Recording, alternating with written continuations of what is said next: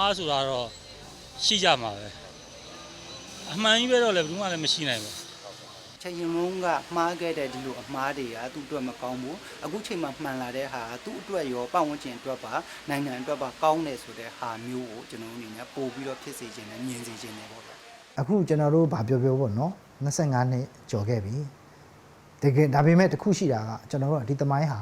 တကယ်ဖြစ်ခဲ့တယ်ပေါ့ဒီသင်ခန်းစာကိုကျွန်တော်တို့ကယူမယ်ပြီးတော့ဒါကြီးကိုကျွန်တော်တို့ဖက်တွင်နေဖို့မဟုတ်ဘူးကျွန်တော်တို့တန်ဖိုးထားတဲ့ဟာတွေကျွန်တော်တို့ရဲ့ values တွေဒါတွေကကျွန်တော်တို့ဟာပျောက်သွားတယ်မဟုတ်ဘူးရော့သွားတယ်ဒီဟာကိုကျွန်တော်တို့ကပြန်ပြီးတော့မြင့်တင်ပေးဖို့လိုတ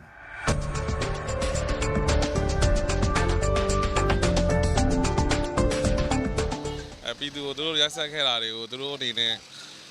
တောင်းပန်တာမျိုးတွေလုပ်ခဲ့ရင်တော့ကျွန်တော်တို့ကခွင့်လွှတ်နိုင်တယ်သို့တော့ကျွန်တော်တို့မေးမပြောင်းနိုင်ဘူးဒီနိုင်ငံရေးကျင်းသားမိသားစုတွေခံစားခဲ့ရတဲ့နိုင်ငံရေးကျင်းသားမိသားစုတွေအနေနဲ့ဆိုလို့ရှိရင်အန်ဒီသူတို့ကိုအခုအချိန်ထဲမှာစိတ်ခံစားမှုဘယ်လိုရှိလဲအဲ့တုန်းကတော့အန်ဒီတို့ကနည်းနည်းကိုသားသမီးခံစားရတော့နည်းဖြစ်တာပေါ့ဒေါသတော့ဖြစ်တာပေါ့အခုချိန်ပြန်စဉ်းစားရင်လည်းခွင့်လွတ်နိုင်ပါတယ်ကိုသားသမီးတွေလည်းပြန်လွတ်လာပြီဆိုတော့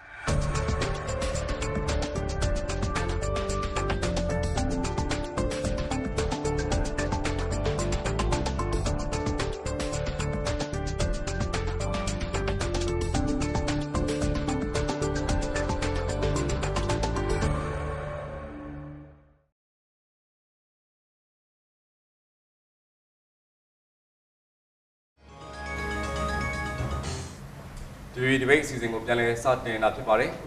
ခုတစ်ခါမဝဲမဟုတ်ပြန်ပြီးပါတယ်နေတယ်လေခွင့်လွှတ်နိုင်မလွှတ်နိုင်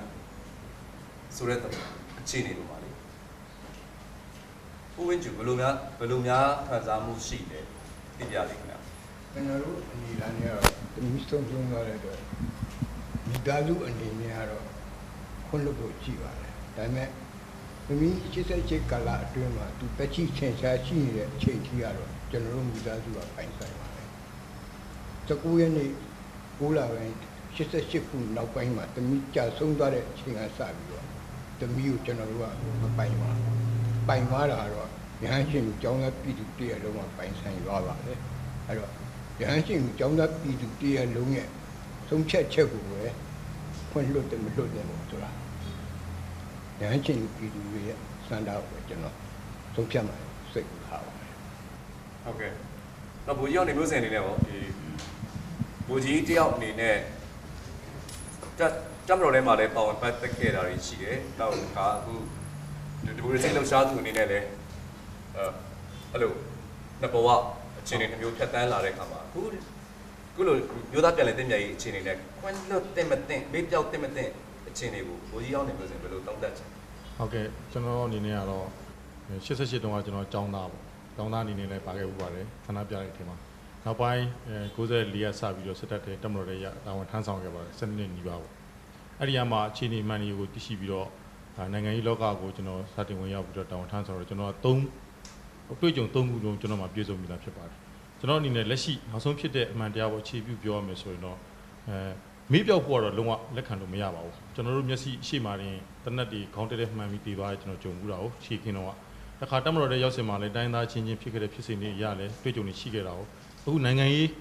လှုပ်ရှားမှုကြောင့်ကျင်းကြခံခဲ့ရစင်မှာလည်းအချင်းထောင်ထဲမှာကြားခဲ့တည်ခဲ့ရတဲ့ဒီနာကြီးပွဲတွေ့ကြုံနေလည်းအများကြီးရှိခဲ့တာဆိုတော့မေးပြောက်ဖို့တော့မဖြစ်နိုင်ပါဘူးဒါပေမဲ့ကျွန်တော်နဲ့လက်ရှိဒီထိတွေ့ဆက်ဆက်နေတဲ့ဖြစ်တဲ့တက်မတော်တွေကတာဝန်ထမ်းဆောင်တဲ့လူတွေရဲ့ညှို့လင့်ချက်အရာဆိုရင်တော့ခွင့်လွှတ်မှုကျွန်တော်တို့ပေးနိုင်မှုလိုမယ်လို့ကျွန်တော်ထင်တယ်။ဒါကြောင့်ဆိုမျိုးဆက်အရာကွာဟပါခဲ့ဘူး။88တုန်းကအမိန်ပေးခဲ့တဲ့သူတွေအမိန်ကိုနာခံပြီးတော့ပြည်သူလူထုကိုတတ်ဆိုတတ်ဖြတ်ဆိုတဲ့လူတွေအခုဆိုမှတက်စီ60 80တန်းနေရှိပါတယ်။မနေ့တနေ့ကနေကျွန်တော်တင်ချိုင်းမှာအုပ်ကူတစ်ခုတွေ့ခဲ့ပါတယ်။ကိုကျူကြီးတယောက်အုပ်ကူသူတို့တွေကသွားနှင်းသူတွေများပါပြီ။အဲ့တော့ကျွန်တော်တို့တွေကလက်ရှိဖြစ်နေတဲ့နောက်ဆုံးအခြေအနေကိုပဲမျက်မှောက်ပြုပြီးတော့ကျွန်တော်တို့မျိုးသားပြန်လည်တည်မြဲတဲ့ဘယ်လိုသွားရမလဲ။တက်မတော်တွေကလူတွေကဘယ်လိုမျှော်လင့်ထားလဲဆိုရင်သူတို့တွေဟာခေတ်ချင်းအချိန်ခါရစနစ်တစ်ခုကခုတုံးလောက်သွားခြင်းကိုခံစားခဲ့ရတာပါပဲတဲ့သူတို့တွေနဲ့ဓာတ်ရိုက်ပေါင်းပတ်သက်ခဲ့ခြင်းမရှိဘူးငယ်ရွယ်ကြတာပဲအဲ့တော့ကျွန်တော်တို့တွေကလက်ရှိရှိနေတဲ့မျိုးဆက်သစ်တွေနဲ့ကျွန်တော်တို့မျိုးဆက်သစ်တွေအားလုံးလက်တွဲပြီးတော့နိုင်ငံအနာဂတ်အတွက်ပဲသွားကြပါစို့လို့ကျွန်တော်ကျေးဇူးတင်ပါတယ်စောစောဆွေးနွေးကြနေတယ်ပါလေခွင့်လွှတ်ဖို့မေးပြောက်ဖို့တော်တော်ခက်ခဲရှိတဲ့အခြေအနေတွေရော မျိုးသားပြန်လဲတင့်မြတ်ရေးအတွက်တအုံနွေးနွေးတော့ဖြစ်မနေသင့်ဘူးဆိုတော့အဆိုတွေရောတွေ့ခဲ့တဲ့နောက်မှာလေဒီတောင်းတောင်းအောင်ကိုမိုးသီးစောအနေနဲ့ဒီ ABS ဥက္ကဋ္ဌကိုမိုးသီးစောအနေနဲ့ဘယ်လိုမှတ်ချက်များပေးချင်တယ်ခင်ဗျာ ဟုတ်ကဲ့ကျွန်တော်ပေးခြင်းတဲ့မှတ်ချက်ကတော့တောင်းပန်ပေးဖို့တောင်းပန်ပါတယ်လက်ရှိစိုးရအနေနဲ့တာဝန်ရှိတဲ့ခေါင်းဆောင်တွေဟာကျွန်တော်တို့ဒီကိစ္စကိုတောင်းပန်ဖို့လိုပါတယ်ဒီနေ့ကာလနိုင်ငံရေးလိုအပ်ချက်ကအမျိုးသားပြန်လည်တည်မြဲရေးဖြစ်ပါတယ်အမျိုးသားပြန်လည်တည်မြဲရေးအတွက်အဓိကကျွန်တော်တို့လုပ်ရမယ့်အလုပ်ကတော့ကျွန်တော်ယုံကြည်မှုတည်ဆောက်တာဖြစ်ပါတယ်ယုံကြည်မှုတည်ဆောက်ဖို့အတွက်ကျွန်တော်တို့ပေးရမယ့်အရင်ကြီးကဘာမှမရှိပါဘူးကျွန်တော်ကမ္ဘာ့ဘဏ်ကနေပြီးတော့အကူအညီတောင်းနေကြရတယ်မလိုပါဘူးအဲ့ဒါကတော့ကျွန်တော်တို့တောင်းပန်လာပါဖြစ်ပါတယ်နောက်တစ်ခုကခွင့်လွှတ်ရတာပဲဖြစ်ပါတယ်တောင်းပန်တဲ့လူကတောင်းပန်လာရင်ခွင့်လွှတ်တဲ့လူကလည်းခွင့်လွှတ်ရတာပါပဲအဲ့တော့တောင်းပန်ပြီးမှမခွင့်လွှတ်ဘူးဆိုတာဒါခွင့်လွှတ်နိုင်တဲ့လူတွေရဲ့အဖက်ကအနေထားပေါ့အခုအနေထားမှာဒီပြည်လုံးတိုင်းတာအနေထားကကျွန်တော်တို့ဒီခွင့်လွှတ်ဖို့နားလည်မှုရှိကြတယ်ကျွန်တော်တို့ဘာသာတရားတွေရဲ့အဆုံးအမလည်းဖြစ်တယ်ကျွန်တော်တို့ဗုဒ္ဓဘာသာမှာဆိုဇတ်တော်တွေမှာပဲဖြစ်ဖြစ်အဓိကကျွန်တော်ဗုဒ္ဓအဆုံးအမတွေမှာတောင်းပန်ခြင်းခွင့်လွှတ်ခြင်းတွေကဇတ်တော်တွေပုံတွေအများကြီးနဲ့ကျွန်တော်တို့သင်လာတယ်ကျွန်တော်တို့မြန်မာယဉ်ကျေးမှုမှာလည်းလဘန်စားရေးကြေအေးစီပေါ့ဒီပြဿနာတစ်ခုဖြစ်လာတဲ့အခါမှာဒီဖြစ်လာတဲ့လူတွေကလက်ဖက်တူတူစားပြီးတော့ကြီးတဲ့အမှုငယ်အောင်ငယ်တဲ့အမှုပပအောင်ကြေအေးကြပါလို့သင်ကြားချက်တွေရှိပါတယ်အဲကြောင့်မလို့တောင်းပန်ဟာတာကျွန်တော်တို့မင်္ဂလာတရားတော်တွေလည်းညီးတယ်ကျွန်တော်တို့ရှက်စရာလည်းမလိုသိက္ခာကြစရာလည်းမရှိပါဘူးဒီနေ့ကာလကအစိုးရအနေနဲ့ကျွန်တော်တို့နဲ့နားလည်မှုဟလာ reconciliation မျိုးသားပြန်လည်သင့်မြတ်ရေးလုပ်တယ်ဆိုတာဟာကျွန်တော်ပြည်သူလူထုနဲ့လုပ်ဖို့ပိုအရေးကြီးနေတယ်အစိုးရကဒီနေ့အပြောင်းအလဲတွေသွားရတော့မယ်စီးပွားရေးအရာကျွန်တော်တို့ဖွင့်ပြအောင်လုပ်ရတော့မယ်အဲ့လိုတွေလုပ်မယ်ဆိုလို့ရှိရင်ယုံကြည်မှုမရှိဘူးပြည်သူတွေရဲ့ယုံကြည်မှုမရှိဘူးဆိုရင်ဒီကျွန်တော်တို့ရှေ့ဆက်သွားရတဲ့လမ်းကြီးမှာအခက်အခဲတွေရှိတယ်ဒါကြောင့်မို့ကျွန်တော်အနေနဲ့ကတော့တောင်းပန်ပေးဖို့တောင်းပန်နေပါတယ်ကိုမိုးသီးစောပြောတယ်တောင်းပန်ပေးဖို့တောင်းပန်ခြင်းတယ်ဆိုတာတစ်ချက်နောက်တစ်ခါဗမာပြည်ကယဉ်ကျေးမှုအရာကိုခွင့်လွှတ်ဖို့အစဉ်သင့်ရှိတယ်ဆိုတာ ਨੇ တောင်းပန်မှခွင့်လွှတ်မယ်ဆိုတဲ့အဓိပ္ပာယ်မသိရဘူးလားဟုတ်ပါတယ်ဒါကတော့ကျွန်တော်တို့ဒါသူတော်ကောင်းတရားလေးဖြစ်ပါတယ်တောင်းပန်တဲ့အခါခွင့်လွှတ်ရတာပါပဲမတောင်းပန်ဘူးဆိုရင်လည်းကျွန်တော်တို့ခွင့်လွှတ်ကြတာပဲဒါပေမဲ့တမိုင်းမှာဒီစိုးကျိုးတွေဟလာဒီ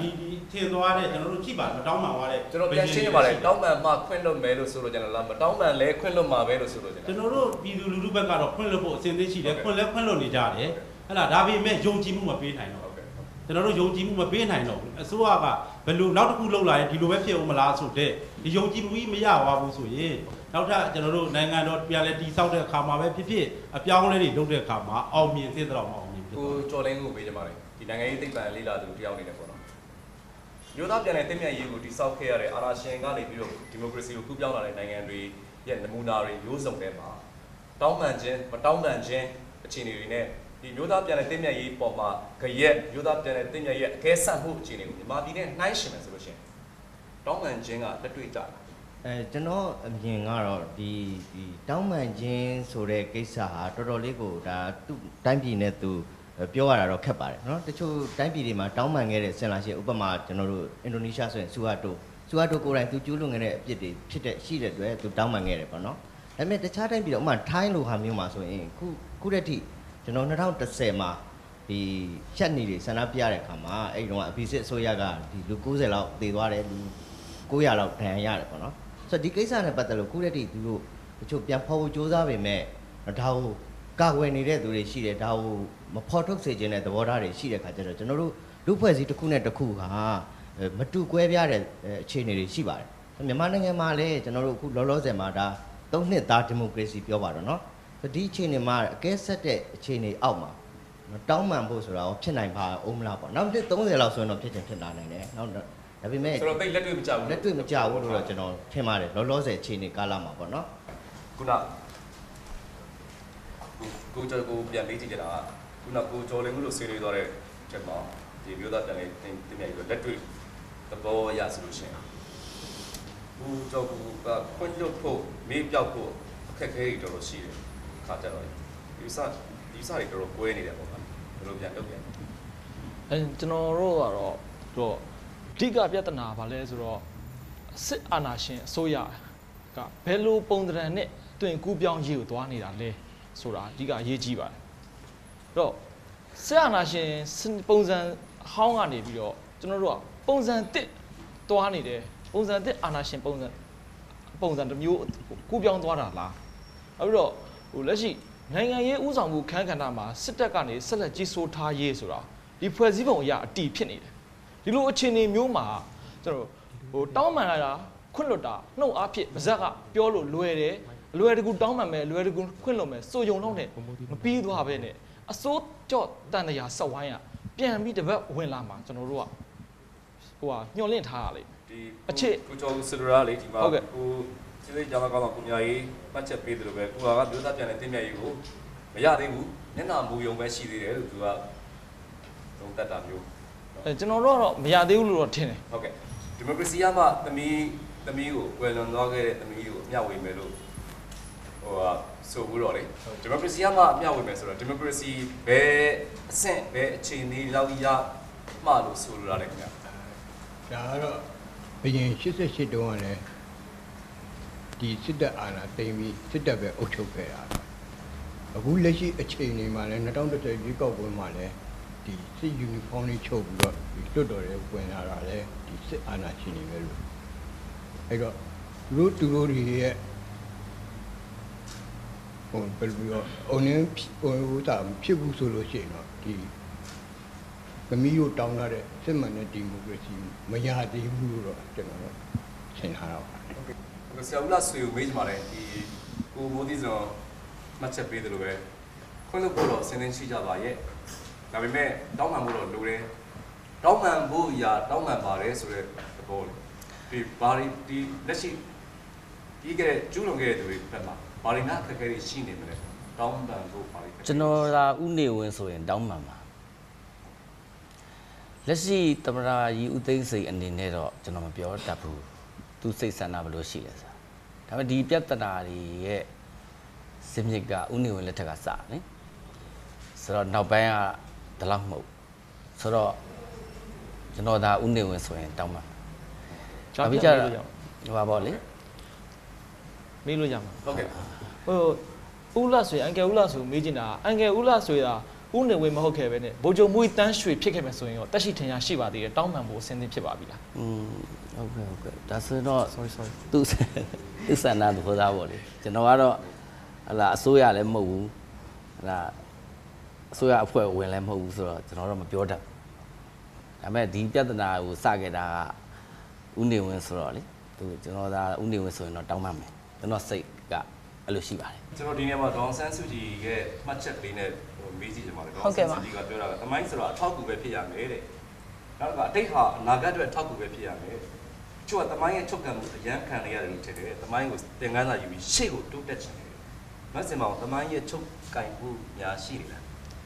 မရှိဘူးရှင်ကျွန်မပုံမှန်လင်းလင်းပြောလို့ရှင်တမိုင်းကခုနပြောတာကျွန်မတမိုင်းထဲမှာနေခဲ့ဖို့လို့ပြောနေတာမဟုတ်ဘူးကျွန်မအတိတ်မှာလည်းနေမှာလည်းမဟုတ်ဘူးနေလို့လည်းမရဘူးအခုပြောနေနေကိုရွေ့နေတာအချိန်ရဲ့သဘောတရားရဆိုတော့ဒါပေမဲ့အတိတ်ကတမိုင်းဆိုတာဘာဒါဆိုဘာဖြစ်လို့ကျွန်တော်တို့တမိုင်းစာအုပ်တွေရှိနေခဲ့ကြတာလဲကျွန်တော်တို့မြန်မာနိုင်ငံရဲ့တမိုင်းဘာလို့ပြန်လှည့်ကြည့်ပြီးပြောနေကြတာလဲဒါတွေကတကယ်ဖြစ်ပျက်ခဲ့တာတွေလေဆိုတော့ကျွန်တော်တို့တမိုင်းတွေကအညာခံပြီးတော့သင်ခဲ့တာအ ਨੇ ဆုံးအဆင့်ကျွန်မဖြစ်စေချင်တာကခုနဒီအသွင်ကူးမြောက်မှုကလာတရားဟိုမျှတမှုကိုသွားမယ်ဆိုကျမတို့တမိုင်းစာအုပ်တွေထဲမှာပြဋ္ဌာန်းစာအုပ်တွေထဲမှာတော့အ ਨੇ ဆုံးရှိတဲ့တယ်ဒါကိုအမုန်းတရားနဲ့ရှိတဲ့မို့မဟုတ်ဘဲနဲ့ကျမတို့ကတမိုင်းကိုပြန်လဲလေ့လာတဲ့သဘောနဲ့နောက်ထပ်ကြော်ပြီးဒါမျိုးထပ်မဖြစ်ဖို့ဆိုတဲ့သင်ခန်းစာယူတဲ့ပုံစံမျိုးနဲ့ကျမတို့ရှေ့ကိုသွားတင်တယ်လို့ကျမကနားလေတယ်အဲ့ဒီနေရာမှာ national reconciliation လို့ပြောတယ် reconciliation လို့ပြောပြီးအမျိုးသားပြန်လဲတင့်မြတ်ရေးပြောရတာဘတ်တစ်ပတ်တည်းမဟုတ်ဘူးအခုကကျမတို့က